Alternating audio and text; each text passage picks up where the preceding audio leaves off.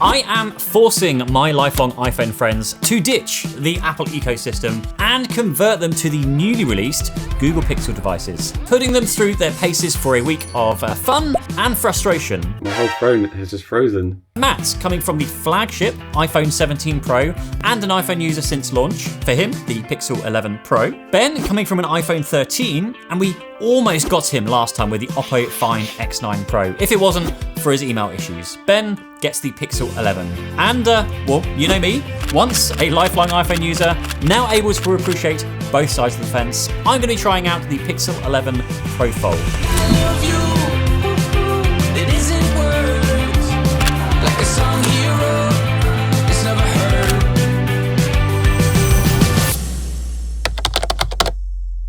So let's start off with the obvious thing of how was the actual switching process? So I opted to do a migration from an existing iPhone because I heard there are new features this year, stuff that hasn't existed before for transferring apps and settings and messages and stuff like that. And many people might not know this, but we worked with Apple this year to upgrade the transfer process. That seemed to go really well. It took a little while. I think it took about 40 minutes. I thought it had gone well, and then I realized the majority of my apps were missing. And I found in the settings there was an option to basically migrate from iPhone again. I thought I'll just try it again. And that time I had an option to use a USB-C cable. So connected them both via USB-C. All my apps got installed, however, and I still have the message on screen now to say that it was 99% complete and just never finished the last percent. However, nothing appears to be missing. So it has seemed to work really well. It was simply the case of getting all my apps migrated across and then a really long case of signing into everything, which is probably the most tedious part, I think, of switching phones. So before I was using the iPhone 13 and the Oppo Find X9 Pro. Yeah. I basically was just using my iPhone to unlock the office door because it has Apple Home, but that was literally like the only reason. And for my Hotmail as well, actually, for quite a long time. But yeah, I did the switch from the Oppo to the new Pixel, transferred all my files across, everything was fine. I did what Matt did, so I used the cable to like transfer everything. Yeah. And I thought all the apps went across okay. But as time went on, I tried to like search for apps. I was like, oh, okay, I need to like message someone on Facebook, I need to log into my bank. Those apps weren't there, so I had to reinstall them. And also I installed 1Password, so for future videos like this, I can just like log in quicker and yeah, without the hassle of trying to remember all my passwords and stuff. But that's one of the that's meant to be one of the new features on the Pixel series, is that when you switch from an iPhone to Android or iPhone to Pixel, it will pick up Apple passwords and then move your data to, not Pixel passwords, to like Chrome passwords or whatever it's called on your Pixel phones. But generally speaking, you just want to have a separate password manager so that you're not tied to any ecosystem, because the tie-in is already very, very strong with whichever device you really choose for.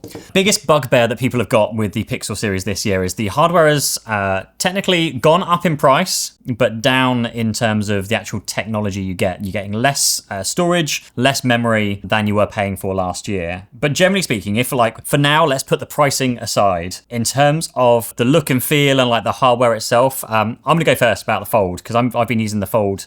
Pixel 11 Pro Fold, I think they're calling this. It's just silly names, but for me, the hardware is solid. The Pixel Pro 11 Fold is one of the only like IP67 or 68 waterproofed phone this year, so that's really nice to know. But I would say that we've just gone from reviewing the Fold 8s and the Fold 8 Ultras. The Pixel feels quite heavy in my hands. And also, as far as design goes, one side of the Pixel Fold is thicker than the other side. Not sure why exactly they've done that, but it's just, it's definitely noticeable. However, generally using it has been fantastic. The hardware is great. It's very, very premium feeling. I love the look of the Pixel. The camera bar looks great. Highlight we'll talk about in a minute. But I haven't had any issues with any of the hardware, any of the performance. It's been great for me this year. I will also say, one thing I wrote down is that the hinge, and this is like specifically comparing it with the Fold 8, is that when I'm swiping between apps, when you like swipe where the hinge is, the Fold 8 has a noticeable like hinge part, the physical mechanism in the way. So as your finger swipes it, it actually swipes the hinge mechanism, so I have to like really push and try and actually swipe on the screen, whereas the Pixels is like almost completely flat, so that's a much better experience for me. But any comments on hardware from either of you two guys? I think the biggest compliment I can give is that I haven't noticed any limitations in the hardware whatsoever. I have the 512GB model, which does have the, I think is it the 12 gig of memory? More RAM, yeah. So more RAM, or the same amount of RAM as last year. Yeah, I think it was. This is the whole issue, is that technically the 256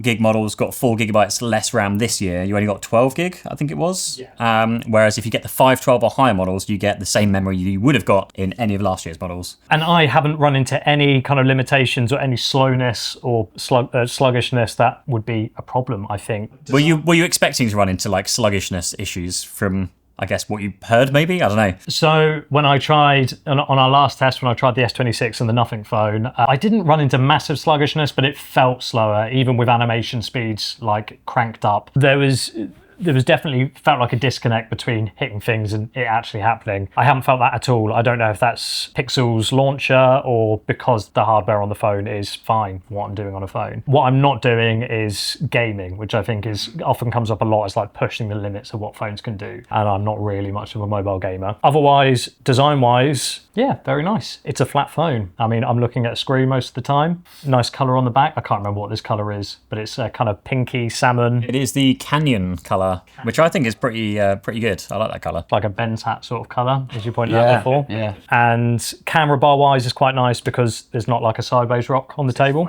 Yeah. So yeah, very good otherwise. Ben, thoughts on performance? Yeah, generally good, like pretty snappy, I guess, operating system software, but in terms of like how it all works together, it feels like a solid phone. I'm also not sure if this counts as hardware, but my phone crashed a couple of times. So I don't know if that was a hardware or software thing. Yeah, I was watching First Things to Do Pixel 11 video. As you should. Great video, but as soon as I started watching it, my phone crashed and it just randomly turned off. And then another instance, I was using the camera and I was trying like the zoom in, 30 times zoom. And yeah, it just froze up on me. And after like 20 seconds, it shut down and reset. Weird. I've not had a single issue with mine. And it's the same chip. So all three phones this year, the Pro phone or the basic phone all have the same chip in.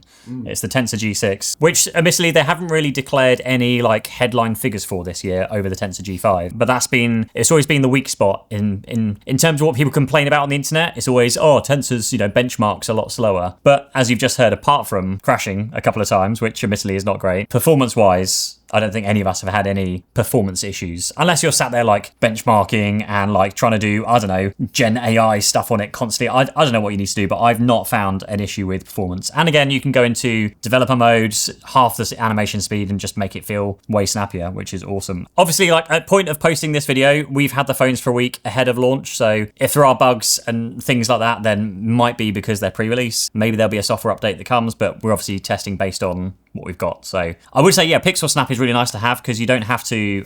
I haven't used a case on my Fold, and actually I quite like using these foldable phones without a case. It just feels like sacrilege to put they're working on making them thinner and thinner every year, and then putting like a big old fat case on them just doesn't feel like a good thing. So it's nice to have Pixel Snap and the magnetic wireless charging without needing to put a case on it. How has battery life been? Because this is one I've had extensive testing of yesterday when I was traveling to London. Ben, you've come from a Oppo Find X9 Pro, which was like the king of battery life. Yeah. But you also came from an iPhone 13, which is not the king for battery life. Yeah. And Matt, you have the 17 Pro, which is pretty like middle road for battery life. Yeah, it's been good. I don't need it to last days. Like as long as I can get through the day from morning to nighttime, I'm good. But it's been fine. I've not noticed it. So it has from my experience, has a very similar kind of usage to my iPhone. So I'm noticing it go into like the low power modes when it's been below 10%, and that's like right at the end of the day. So very similar to iPhone. So I had a full day yesterday of going to London and back, and I was at a Samsung event, but using my Fold for a lot of it. And I was on low power mode for the entire day because I know it was a long day. I just literally, as soon as I get up, I put it on low power mode and got just over 6 hours of screen on time. Also got very, very warm when I was traveling back, and I wasn't doing anything other than like watching a video and listening to podcasts. And whilst it was getting warm, that's when I noticed the battery was really like going. So that definitely wasn't great. But then any phone, my other pocket was the iPhone. The iPhone really didn't do that well, and that was not doing anything all day because I was just using the Pixel. The brightness on the Pixel screens are brighter again this year. I think it's 3,000 peak nits on the screens. Any comments about what you've seen outside? Have the screens been dimming at all for you when you've been using them? No, and I haven't had to go in and change some of the settings actually, which only now you mention it, I realise I do that quite a lot on my iPhone, where I've entered a bright environment and it's slow to catch up, still showing me quite a dim screen, and I need to swipe down, go in and go up. So brightness-wise, it's not even something I've noticed. Okay, let's talk about something that is quite unique to Pixels on Android, is that their Face Unlock, I don't know if you may not have come across this yet, Face Unlock is actually at a level where where it will work for things like banking apps, whereas on other Android devices, you have to use your fingerprint because the face unlock isn't at the security level that will allow it to work on banking apps. Yes, so I actually, coming from an iPhone, the fingerprint unlock, super convenient. I really want an iPhone back with a fingerprint unlock because it's a really clear way to show when you're looking at the notification center or when you're locked and unlocked, rather than this kind of, has my phone seen me yet? Are my notifications like, is this the unlocked state? Am I reading the full notification? However, my issue with the face unlock on the Pixel is something I saw time and time again where it says the room is too dark. So I assume there is no infrared blasters on this like there is on Face ID for iPhone, and without the room being bright enough, it cannot see my face in order to unlock it. So I saw that message quite a lot and it was quite annoying. I find a lot of time when you pick up your phone though, it just naturally goes to the finger on the fingerprint reader. So it just depends whether your finger or face unlocks first. I'm kind of a dual person, so whichever happens first, I can get straight to my phone. But whilst we're talking about hardware, I am going to mention, I've seen this on Reddit and a couple of people ask online. The new Pixels do use a MediaTek M90 modem instead of last year's Exynos chip, which whether it's more efficient or not, I can't really tell you. I haven't really used it heavily enough to confirm or deny. Obviously, like usage is very different every day. But again, like 6 hours of screen on time, that was heavily switching between, radio towers as I was traveling on the train and all sorts. So maybe it's good, maybe it's not. I will say though, however, does anyone think that the 4G, 5G at the top, the little kind of notification bar, it looks like it's in like Comic Sans or something. And I just feel like that detracts from like a really slick Pixel experience. And I'm sure you can customize it by downloading something, but just the font of the 4G, 5G just looks like Comic Sans. I know what you mean. It's very rounded text, doesn't it? But I like most of the Pixel launcher experience and stuff. I think it looks really nice. I think it looks good. I do have a comment about Wi-Fi. There is an area in my house where I get very poor Wi-Fi signal, which when I had my iPhone on me wasn't a problem. It'd be low bars, but it would work. Oh, really? I often saw this was failing over to 5G. I'm not sure if that was a choice because the Wi-Fi signal was so weak that it was then swapping to 5G, or if the Wi-Fi antennas in the Pixel Pro are not as good. NFC is at the top of the phone, but worth a quick question of, does placement matter? Yeah, I used this at the zoo the other day. I did it twice and it worked fine. Did you have to like hold it in a weird way, or did you just use it like an iPhone, or did you even use Apple Pay on it? No, this is the first time I used Google Pay, like wireless payment, and it seemed fine. But then today, I went to Sainsbury's, I tried it a few times, didn't work. And there was people waiting behind me, so I was like, shit, get my wallet out, and it was a bit awkward. Matt, tell me about how your poor payment experience have been. No. So the onboarding experience, going through the setup, I was prompted to set up Google Wallet. So once again, I try and add my wallet, and like my last experience, be it the bank or whatever it is, it just won't add the card properly. So this time I waited until my banking app was installed, went through, added my cards, no problem. The NFC is scary strong in this. I have been doing payments without really being that near to the chip and pin machine. Okay. I've got 3 different cards set up, and it makes me kind of step back to make sure I've selected the right card before I approach it. I've been really cautious about it. So that's good, I guess, that it does that, but it's also a little bit concerning. Does that mean it's more of a wizard? You can just like wave it at the payment terminal, a little like... Yeah. All I know is that every time I know, like, I want this to go on a different account, I am physically stepping back from the machine to make sure, because you open wallet and it's like, here's a card to pay with. I'm like, whoa, not that one. Okay, moving on, let's talk cameras. So these Pixels have some pretty good camera kind of specs on them. And if you're coming from like a last year's Pixel, it's a very minor spec bump. There is a larger camera sensor on the Pro Series phones. They've taken the 100 times zoom to 120 times zoom, which then adds some like AI stuff onto it as well. 30 times super zoom, instant night sight. There's some interesting features here. So I went to the zoo the other day and I took this phone and it was a pretty good experience. I've got the base model Pixel 11, so maximum 30 times zoom. It's got some cool features. So like you can like stabilize it when you're like fully zoomed in, and there's like a little like yellow box in the corner that you can use to like reframe things because it's quite hard to like tell what you're doing at that far zoomed. But yeah, the quality of the picture when you're so far zoomed in isn't like gonna win you any photography awards or anything, but it was like good enough and better than nothing. It's the problem I find with like, as great as like 120 times zoom sounds, it's pretty pointless by the time you've actually taken a photo. Like you're not going to post a photo onto like your Instagram of 120 times zoomed image other than, look what this AI thought this sign did actually say when it didn't say anything like that. And also coming from the Oppo, I think I was spoiled with that phone. So going to this one, it's like usable pictures when like on the regular mode, and the nighttime mode's good as well. I tested it in the toilet here. Not As you in the do. toilet, but in the bathroom with Doing some selfies.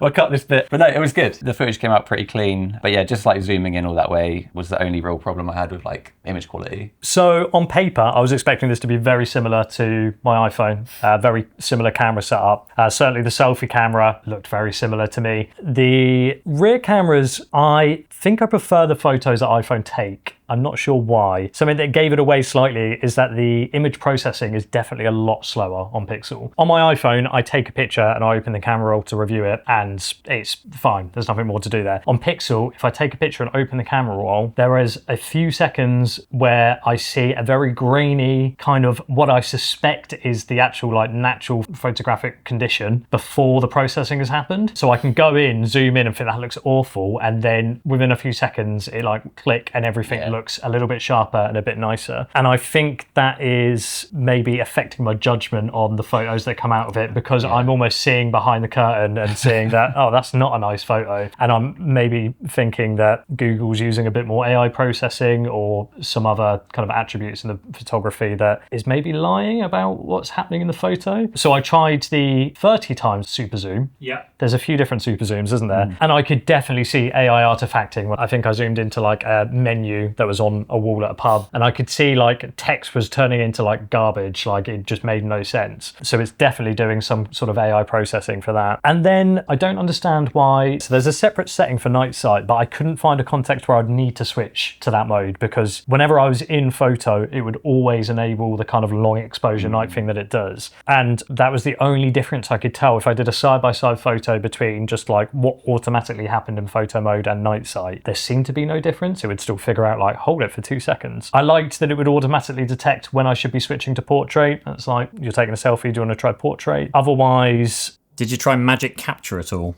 I did, and again, it's a feature that I didn't really think I benefited too much from. So I'm taking the video and it is supposedly taking like keyframes and taking high quality photos from that. I am not afraid to just spam my camera roll with pictures. So I will take a video and just spam the camera button if I think, oh, I might want a photo out of this bit. But when it's doing that, you're getting then low quality images from the video rather than this gives you high quality images from that video. This is Am I on iPhone? Oh, an iPhone, I'm not sure. So on iPhone, I'm just pressing because there's a photo button there as well, and it's definitely like the wider, the full frame compared to like the cropped in frame that you normally get from video. So I'm not sure if it is doing that for iPhone. You get like the live view as well, don't you? On iPhone, if you continuously do it, you can just hold down and it will record the series of pictures. Yeah, it will do burst mode, just pick a frame. So that's sort of not indifferent. It's a good. It's like a it's a, I don't know if you call it a first gen feature. It's a new feature. I like the way they advertise it was like you could just obviously like visibly see your kids or whatever's going on, and you can just hold your phone here and it's doing a video and like snapping photos without you having to look. But generally speaking, you do kind of have to look at your phone to make sure it's pointing in the general direction of the thing you're wanting it to capture. But also, I don't think it switches between lenses, because that's the thing when you're admittedly you're looking at the happy moment through your phone, but you're then making that calculated choice of, oh, let's go to the telly, let's go to the wide, let's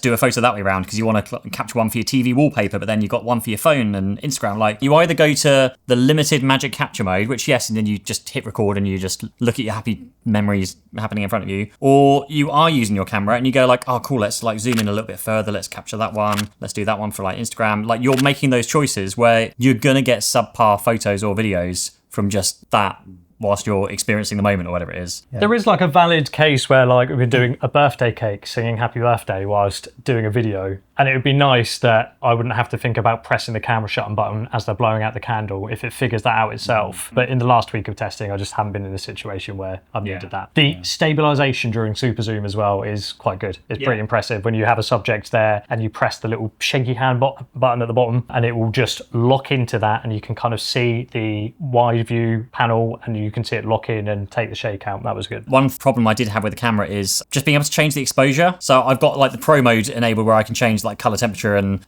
saturation and stuff, but it puts them in a locked position around the edge of my screen. Whereas on something like a Samsung, and same on iPhone, if you want to change the exposure to like knock it down a couple of bits, you just touch the screen and drag to the left or drag down, and it changes the brightness or the exposure. Depending on if you're holding your phone in portrait or landscape, then those things pop up in different places. So it's frustrating when you want to quickly tap, drag down the exposure, but it's not in an easy to reach place. One of the headline features, Rambler, where you can just touch a button, speak to your phone, and you can write voice notes, you can write emails, you can write messages to your friends. I used it. It was great. I had a couple of moments where I didn't have good connectivity, and so I rambled, and then it was just sorry, slow connection. And that was it. I had to do it again. Generally speaking, pretty good. Any other experiences of Rambler at all? I tested it, but I am not much of a voice note transcription person. So maybe this would change me, but certainly in the last week, I didn't use it too much. Very happy to swipe and tap on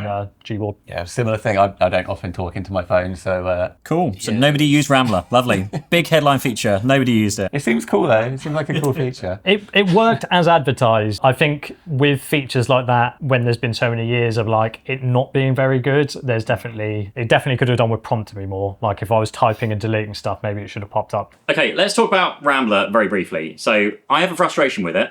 I'm in Slack right now. I'm going to leave a voice note, so I'm going to hit the ramble button. I'm going to say some things, talk, and Rambler's going to obviously do its thing. But if you happen to be traveling whilst you're using this, and you happen to lose your connection, which I just have done, and then you finish your notes, all it does is basically craps out on you and says, sorry, network connection slow, can't do anything. And at that point, you've lost your entire conversation history. You've lost your entire message. It's not even, as you use voice dictate, it types, a word at a time as you dictate, you get nothing. So I've had quite a few times where that has happened. And then I've had to, start the whole message again. Added to which, if I start leaving a rambled message and maybe I want to scroll up in the conversation to see what they said that I'm replying to, the moment it pushes the keyboard down, you then lose the entire recording again. So again, whatever you're rambling on about, it just stops, which is very frustrating. So again, it's unlike when leaving a voice note and it carries on recording, that's fine. It's just this Rambler feature that basically it drops out if there's any connectivity issues. And if you dismiss the keyboard for any reason, then it just stops doing what it should be doing. So bit of a frustration. Let's talk about the Clipboard, because that is something that I love on Android in general. Pixels is great because it's Gboard is built in by default. But having a Clipboard where you can very quickly and easily get access to the previous things you've copied, and you can pin things in the Clipboard. When I was posting some stories to Instagram, I pinned some of the hashtags that I was meant to post because I was on a trip with a brand at the time. You go to the Clipboard, tap, and it just adds it into Instagram. Did you notice? Is that a thing, or is this just one of those features which again is just didn't really notice? Yeah, I didn't notice it at all, to be completely honest with you. There's a Clipboard feature of iPhone for one-time passcodes where one comes through and it will just it will see that I'm in the text field already and it will just automatically paste it. I thought the Pixel was supposed to do that as well, but it doesn't. It does prompt, so a message comes in and I do have an option to press copy on the notification that's there and then select the text box, paste it in based on the suggestion on the top of Gboard. That is probably the headline copy paste feature that I want, which was sadly missing. I will answer that because I feel yes, that is slightly, that would be nice if it worked. However, talking about the copy and paste feature, I copied a BBC News article, I think it was earlier today, and when it went to paste it, it then gave me the option in that, when you copy something sometimes it's the title, the URL, and then some wording after the description after it. But it split all those up, so I could paste the entire thing, or I could paste just the text, or I could paste just the URL, because all I wanted to paste was the URL for the video, and that was it. So again, really simple feature, but just a nice to have, rather than on iPhone every time you paste, then you delete all the other text, and you're just left with the URL, and it's just a pain. So I found that really, really useful. Highlights. This is only something that me and Matt can talk about, because we have the pros. Can we, Pete? Because for the last week, I have never noticed the highlight go off. So I made sure it was enabled. I set up primary contacts with it there, and I just haven't seen it. It might be because I'm placing the phone upright, and so I'm seeing the notification rather than the light, but it is missing some real key aspects that would make it useful, like any notification, being able to set a particular app's notification to the color. That kind of stuff would be awesome. And I'm a big advocate for the Nothing Phone's Glyph and the different things that you can do with that. That's awesome. Even the basic light that you can do with that, it's just so much more feature rich than what is currently available for the Pixel. I think that's the biggest issue with this is that highlight in principle it's a great feature. but it encourages you to put your screen down on the table. And a lot of the time, that's where you get micro scratches on your screen, because like a little, shard of glass or sand or something scratching against your screen is going to ruin it. So maybe a screen protector. But also it only works for phone calls or Gemini, and it only has 5 colors I think you can pick from. So that really limits like what you can add to it. I've also found, so I was doing it earlier, put your phone down, you're trying to like use Gemini, but if you're wearing a Pixel Watch, then your watch goes off, which means highlights completely pointless. Or if there's any other smart speaker, there's a smart speaker behind me, you can't see it, but we have a Gemini, Google Home smart speaker, that kicks in all the time. It just becomes a bit pointless. So it'll be interesting to see, people quiz them and say like, will it work for other apps and other notifications and non-Google apps? Maybe at some point in the future, but it just feels like it's a very, considering how much nothing have been able to develop their Glyph interface into like drawing images and having anyone write something for it, and yet all Google gives you is like a few different color LEDs. Even just texts would be a big benefit. That's mainly sad for me. Like Google text, because that feels like the angle they'll go, rather than like texts. And this brings us on to the next section we can talk about, because lots of the features are locked and baked into the Google apps. So if you're not using Google Messages or Gmail, then lots of those features don't necessarily work. Proactive intelligence is a big thing for this year on the Pixels. It's not available to us in the UK. So proactive intelligence is available in the US, Canada, Australia, Japan, India, Singapore, and MY. Also notice here, so for the UK and Google Workspace, it is just Magic Queue, which is what we've had before, where you're sending like messages back and forth and saying like, hey, what are you doing on Saturday? And it will like AI read the message and then look at your calendar and pull information out of your calendar. So we've done some tests here where it said like,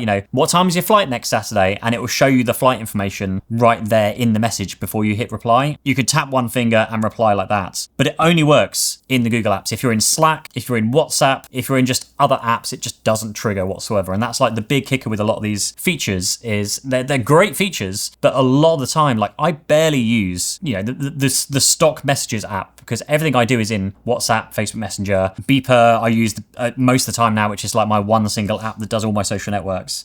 Has anyone come across any Google Gemini features or Gemini? Maybe we talk about Gemini, because that's like, coming from iPhone, you have good, reliable, dependable Siri. How have you found switching to like Gemini? I still use ChatGPT. Oh, okay. Yeah, I did find it pretty cool that when you hold down, obviously, the lock button and you get Gemini pop up. A cool feature I found earlier was that you can show it your screen, and then you can talk to it to do things on your screen. Yeah, you can open apps and write messages and stuff. So that was a cool feature if you want to use your phone hands-free. Have you shared your camera as well? Have you tried that one? I don't know if I've tried that yet. So you can go into Google Gemini, and this is not like a Pixel feature, but you can go into Google Gemini, share your camera, and literally point it at things around you and ask it questions about the things around you. Oh, nice, yeah. To the point where you can give it a guided tour of your house, and they'll be like, I forgot my keys. Have you seen them? And it'll be like, yeah, your keys are on the sideboard by the front door, because it remembers the things that it's seen in the video. It's just nice. It is very, very cool. Matt, any experience of using Gemini? No, and like you said, I've come from an iPhone, so I'm very used to not relying on voice assistants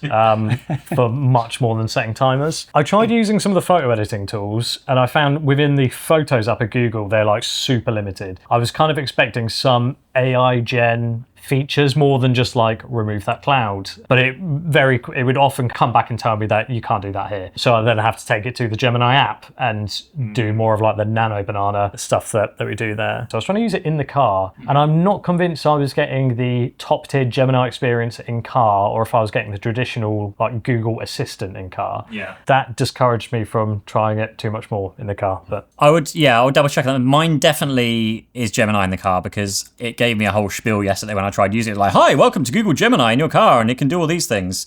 It's good, it's reasonable, it still looks and feels very much the same from an Android Auto experience to me, which is great. You get your maps, you get your music, that's kind of all anyone really needs, or my podcast, whatever it is. It works really well. Do we talk about AirDrop? Has anyone tried using AirDrop and things? So big new feature this year, last year, on Samsungs and on Pixels, is you can now AirDrop between your Android devices, specifically Google Pixels, but also on Samsung phones, between your Apple devices. And I tried it once. It worked, but I find AirDrop unreliable sometimes. I just use this app called Glyph, and Glyph is like solidly reliable. Also works from anywhere in the world. So you can, if you've left your Mac on at home, you can blip something from your phone in a different country to your Mac at home, which works really reliably. Obviously, it goes through the internet, and from data security perspective, just you airdropping something or quick sharing from your Pixel phone to your Mac is secure because it's going like device to device rather than through the internet. But for like reliability, I just found Glyph really, really good. Have you tried Glyph? Have you tried AirDrop, Quick Share, AirDrop, whatever we're calling it? So I know you love Glyph, but I wanted to try the new like airdropping features for Pixels. My experience of AirDrop on the Apple ecosystem is flawless, and I use it all the time. I don't have continuity switched on between my Mac and my iPhone. That I do find buggy. So if I'm looking at a link on my phone and I want to open up the browser, I will just AirDrop it to my Mac, and immediately it just opens the browser and it's done. Same with like sending photos and stuff like that. I can select however many photos and AirDrop them, and it's awesome. It is really frustrating not supporting the contacts list for it's Quick Share on Pixel. Yeah, because technically it's like you're quick sharing from one ecosystem to another ecosystem, and therefore there is no trust. So there's no like trusted contacts or anything like you have on iPhone, like show to all my devices, and then all your other Apple devices suddenly appear. So you always have to go into the settings and select visible for everyone for 10 minutes. And not only do you have to do that, you have to get the recipient on the iPhone to be like, can you just accept everyone and not just contact? That's frustrating. It's like an extra step that makes you wonder, should I just send this via WhatsApp? The other thing is I found it super reliable for like 1 or 2 photos, but when I'm doing batches of 10 or 20, it would do weird behavior. But like it had said it had sent on my phone and it was all gone, and then on the iPhone I was sending it to,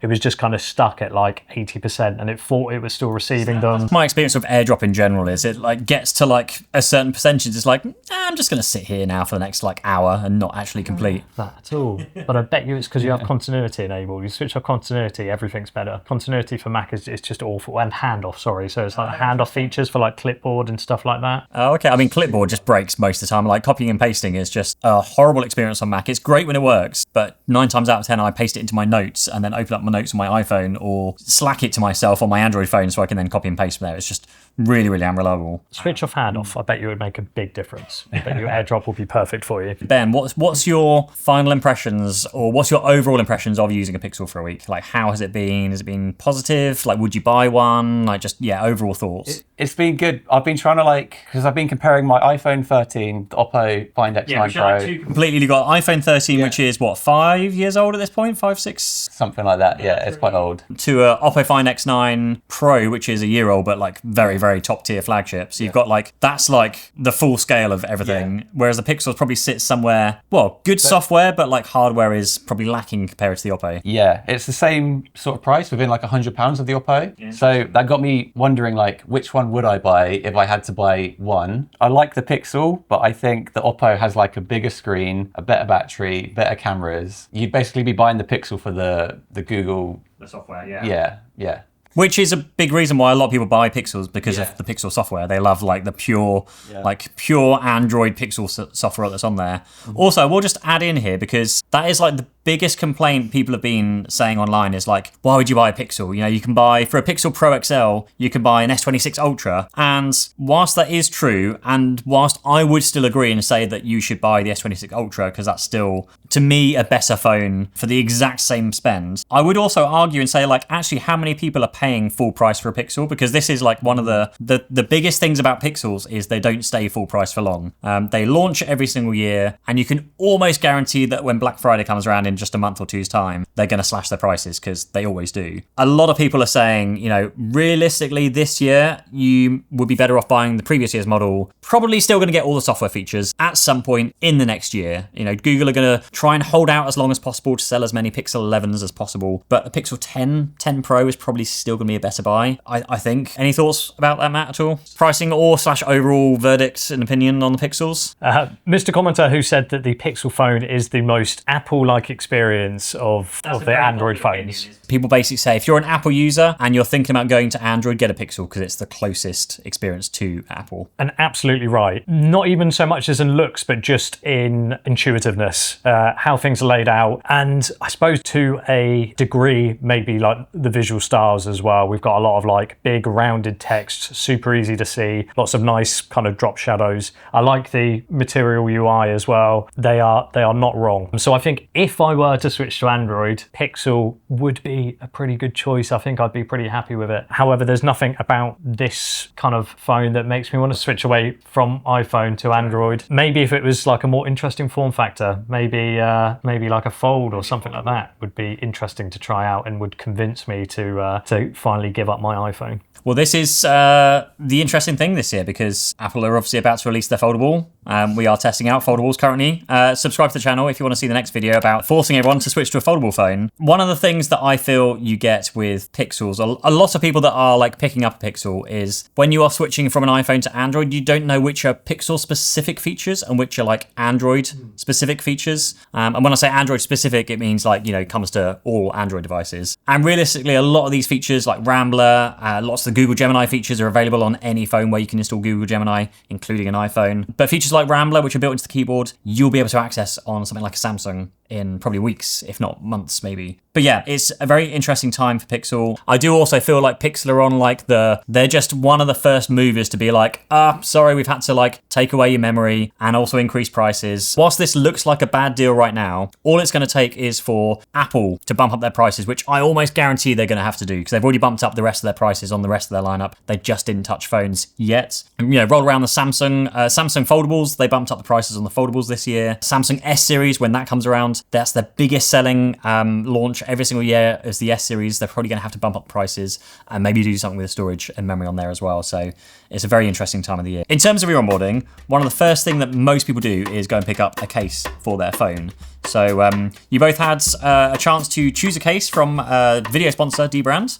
How'd you get on? Yeah, so the first thing I did was put on my Prism screen protector to keep, although this has got the new glass, I can't remember what they advertise it as now, but scratch resistant, super good glass. It always seems like a good idea to put on a screen protector anyway. For the 11 Pro, I had the choice between Grip, Tank, and Ghost, and I opted to go for Ghost just so you can see that beautiful salmon pink canyon color on the back. Cool. Ben, how'd you get on with your cases? I don't. Did I have a choice? No. Did you not have a choice? Yeah, the screen protector, but they only said... You were forced to use a case. Yeah, I was forced, but I really like this case. It feels really nice. It's got like a little bit of a texture to it. And it's, doing a good job protecting my phone. I don't know what else to say. Did you fit a screen protector as well? I did, yeah. How was that experience? Fine. I thought I had a tiny bubble, but actually I can't see it anymore.